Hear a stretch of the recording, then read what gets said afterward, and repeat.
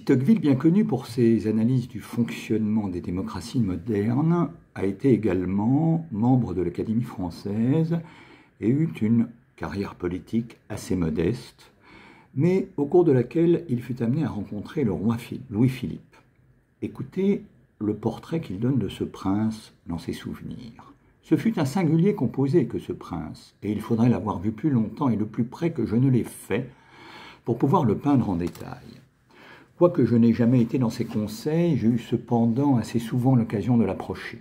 La dernière fois que je le vis de près, ce fut peu de temps avant la catastrophe de février 1848, donc la Révolution.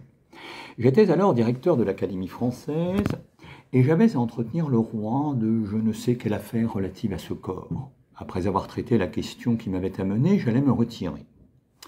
Le roi me retint, s'assit sur une chaise, me fit asseoir sur une autre et me dit familièrement « Puisque vous voilà, monsieur de Tocqueville, causons. Je désire que vous me parliez un peu d'Amérique. » Je le connaissais assez pour savoir que cela voulait dire « Je vais parler d'Amérique ». Il en parla en effet fort curieusement et fort longuement, sans que j'eusse la possibilité ni même le désir de placer un mot, car il m'intéressait réellement. Il peignait les lieux comme il les voyait. Il se rappelait les hommes distingués qu'il avait rencontrés il y avait 40 ans, comme s'il les eût quittés hier. D'Amérique et sans souffler, il revint en Europe, me parla de toutes nos affaires étrangères ou intérieures avec un abandon incroyable, car je n'avais nul droit à sa confiance, me dit grand mal de l'empereur de Russie, qu'il appelait Monsieur Nicolas, traita en passant Lord Palmerston comme un polisson, et finit par m'entretenir longuement des mariages espagnols qui venaient d'avoir lieu et des embarras qu'ils lui suscitaient du côté de l'Angleterre. La reine m'en veut beaucoup, dit-il, et se montre fort irrité.